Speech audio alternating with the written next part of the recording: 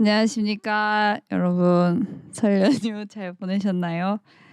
제가 지금 마이크 이슈 한 번, 카메라 이슈 한 번으로 오랜만에 거의 처음으로 지금 한 여러 번 찍고 있는데요.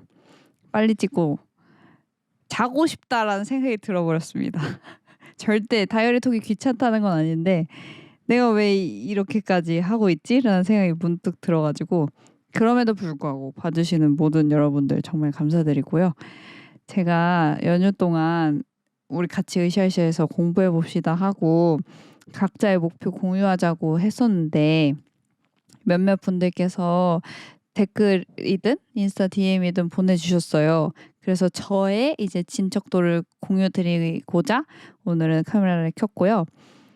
이 연휴 전까지만 해도 제 프레임워크가 완벽하다고 생각했는데 조금 과했고 그래서 좀 모형 내 이제 상관관계 너무 높은 것들이 그러니까 비슷한 개념을 측정하는 변수들이 너무 많이 있는 것 같아서 좀 더 컴팩트하게 줄였고 이론도 보완을 했고 뭐 그런 식으로 프레임워크를 좀 더 다졌다. 그래서 연구 설계적으로는 굉장히 나아졌는데 연구 진척도 그러니까 결과 작성, 그러니까 글 작성 진척도가 좀 늦어서 지금 엄청나게 불안하고 또 열심히 달려야 되는 상황이라는 점 공유 드립니다. 그래서 열심히 또 해볼게요. 저와 함께 해주셔서 너무 감사했고요. 여러분들도 부디 완벽하게 끝내셨으리라 믿습니다. 네. 근데 어쨌든 여러분 제가 연휴 동안 계속 연구 관련한 이제 논문이나 뭐 논문만 보다 보니까 제가 쓰는 용어마저도 학술적 용어를 엄청 남발하고 있는 거예요. 그래서 재미났던 에피소드 하나 공유드리려고 하는데요. 제가 지금 제 연구 분야에서 측정 도구를 개발하는 걸 첫 번째 연구 문제로 삼고 있어요. 그 말인 즉슨 내가 어떤 주제의 행동에 대해서 측정하고 싶은데 그 행동을 측정하는 도구가 옛날 아웃데이티드 된 거던지 아니면 그 도구에서 새로운 현상, 그러니까 행동에서 새로운 현상이 발견돼서 도구에 추가돼야 될 어떤 개념이 있다든지 이런 경우가 생겨서 측정 도구를 기존의 많은 선행 연구에서 검증된 이걸 안 쓰고 새로 이제 개발해 보고 있는 단계인 거죠. 그래서 어쨌든 측정 도구를 만들 때는 여러분 대학원생 분들은 너무나 잘 알고 계시겠지만 이제 몇몇 연구는 잘 모르지만 저를 봐주시는 저의 지인분들을 위해서 짧게 그냥 얘기를 해드리면 내가 측정 도구를 잘 개발했는지를 검증하기 위해서는 두 가지 기준이 필요해요. 두 가지 검증을 해요. 물론 그 내용엔 세세한 게 엄청 많지만 그러니까 신뢰도, 내 측정 도구가 신뢰할 수 있느냐, 그러니까 일관성을 갖느냐예요. 어떤 대상이든 어떤 시점이든 언제 측정해도 그 일정한 값을 잘 내느냐가 측정 도구의 신뢰도가 높다는 거고요. 두 번째 기준은 타당도인데요. 타당도도 높아야 돼요. 그러니까 내가 알아보고 싶은 개념을 정확하게 잘 측정해냈느냐, 그거가 타당도인데 뭐 어쨌든 이거를 사람으로 좀 비유해보고 싶더라고요. 제가 오늘 대화를 하다 보니까 저라는 사람은 타당도는 좀 그래도 비교적 높은 편인데 신뢰도가 낮아서 너무나 아쉽다. 그런데 제가 고찰한 바로는 대학원생은 신뢰도가 높아야 하는 인간이 아닐까라는 생각을 했어요. 이게 참 쓸데없는 지금 저만의 어떤 단상을 늘어놓자면 사람이 어떤 기대치가 있잖아요. 퍼포먼스에 대한 기대치가 있는데 항상 고점을 정확하게 이제 내는 그런 훌륭한 사람이 대학원생이어야 되지 않나 싶어요. 저는 특정 저희 연구실에서는 예를 들면 재미난 사례 발견을 잘하고 통통 튀는 아이디어를 잘 내는 축에 속하는 그런 어떤 능력치는 있을지 몰라도 그 능력치가 제가 일이 너무 많아지거나 시간이 촉박하거나 이러면 그 능력치에 갭이 생겨버리는 거예요. 그러면 신뢰도가 낮은 인간이 되는 거죠. 그만큼 억울한 게 없고 속상한 게 없잖아요. 물론 근래에는 잔잔히 흘러가고는 있는 것 같지만 지금 제 논문을 생각해 보면 또 막 너무 열심히 하려고 잘하려고 하다 보니까 신뢰도가 낮아져 버릴까 봐 저에 대한 지금 엄청난 고민이고 걱정을 하고 있습니다.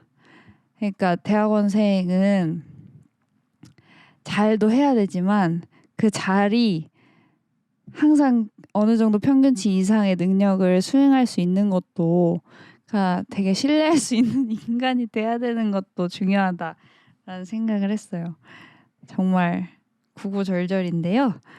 어쨌든 다들 제 마음이 뭔지 가닿길 바라며 네, 그렇습니다. 그리고 제가 이제 진짜 시간이 얼마 안 남았어요. 그래서 매일같이 멘탈이 오르락내리락 할 것 같은데 여러분들께 재미난 이야기를 해드리고 싶어도 참 이제 남은 2월 달은 쭉 계속 책상에 앉아 있을 것 같거든요. 근데 책상에 앉아 있어도 하루 종일 감정선이라든지 뭐 갑자기 들이닥치는 일이라든지 뭐 저의 충동 소비라든지 여러분들께 잔잔히 소개해드릴 저의 일상은 계속 있을 거지만 제가 혹여 기분이 좋아 보이지 않는다거나 뭐 우울해 보인다거나 해도 걱정 안 하셔도 됩니다. 왜냐면 대학원생은 항상 이렇거든요. 어쨌든 그렇고요.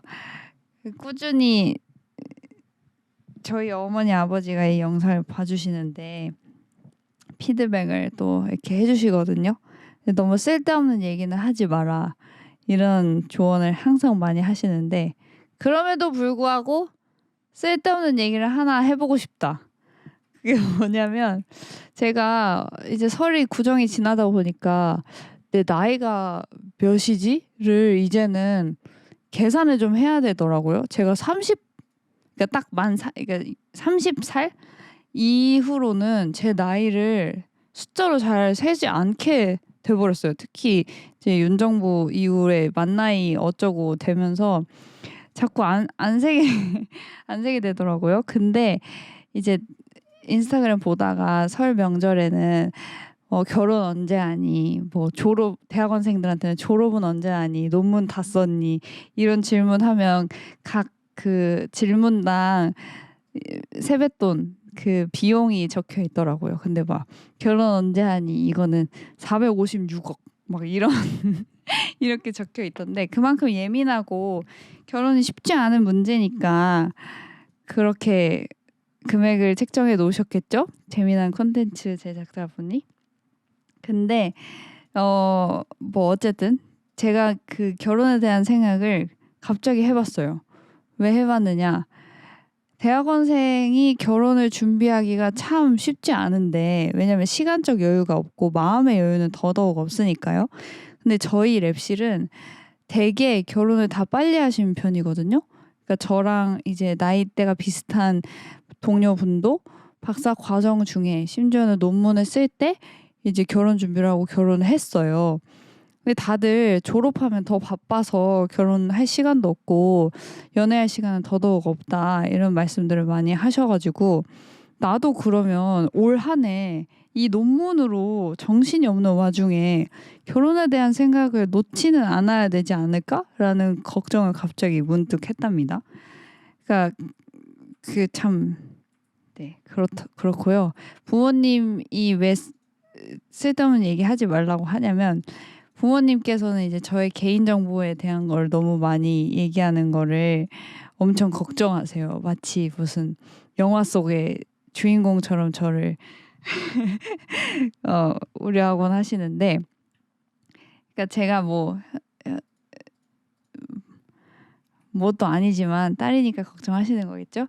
어쨌든 결혼 준비도 하고 논문도 했던 그 선배 연구자들이 너무 대단하다라는 생각을 많이 했던 설 구정입니다. 결혼이 그리고 또 하고 싶느냐라는 생각도 해봤어요. 왜냐면 저는 외동이니까 이건 부모님께서 들으시면 저도 이렇게 처음 얘기해보는 것 같은데요. 엄마 아빠 앞이 아니고 카메라 건너니까 너무 놀라지 마십시오. 엄마 아빠.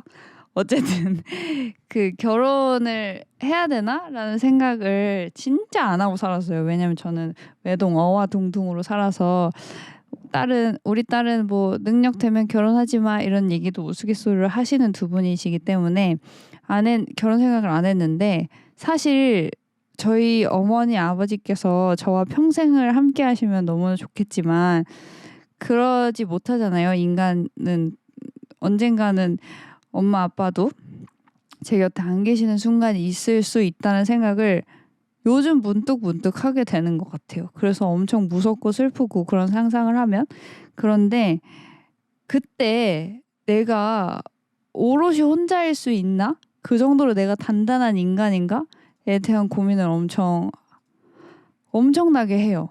이게 제가 이제야 철이 좀 드는 걸까요? 뭐 하여튼 만약에 제가 뭐 학계에서 졸업을 잘해서 학자 혹은 또 연구자 혹은 아니면 새로운 직업군에서 제가 성공을 했다고 가정을 해보더라도 50대인데 막 저는 또 제 집에 대한 욕심은 또 있어요. 그래서 저는 넓은 집을 갖고 싶어요. 행여 그래서 한강뷰에 넓은 집을 가졌다고 해도 50대 이제 해가 저무는 5, 60대? 해가 저무는 뭐 예쁜 거실을 보는데 혼자 살고 있다? 그러면 너무 무섭고 슬프고, 그리고 그때는 더더욱 이제 친구들도 가족과 함께하는 이제 라이프 사이클이기 때문에 그게 참 무섭더라고요. 문득 내가 성공을 하더라도 곁에 우리 가족이 없을 때 내가 결혼을 안 했으면 오롯이 혼자일 수 있는 사람인가, 그만큼 강인한 사람인가 라는 생각을 하면서 결혼을 해야 되나? 하면 누구랑 하지? 이런 생각을 많이 했습니다. 제가 왜 이렇게 말을 오늘따라 더 못했냐면요. 저희 어머니 아버지께 뭐 제 연애든 결혼이든 한 번도 뭐 대화를 해본 적이 없는 것 같아요. 그래서 딸의 생각이 궁금하실 수도 있으니 공표를 한번 해봅니다. 딸이 어느새 30대가 되어 공부도 하지만 결혼도 고민하는 나이가 되었다. 그렇다고 딸이 뭐가 있다는 건 아닙니다. 걱정하지 마시고요. 하여튼 그렇습니다. 오늘은 뭔가 엄마 아빠한테 영상 편지로 마무리하는 느낌인데, 여러분들도 비슷한 고민을 하고 계신 분들이 분명 한 분은 계실 거라 생각해요. 그렇습니다. 그러면 여러분 내일 올 수 있으면 올게요. 논문 열심히 할게요. 네, 빠르면 내일, 늦으면 언젠가 돌아오겠습니다. 안녕히 주무시고요. 네, 좋은 밤 되세요. 안녕.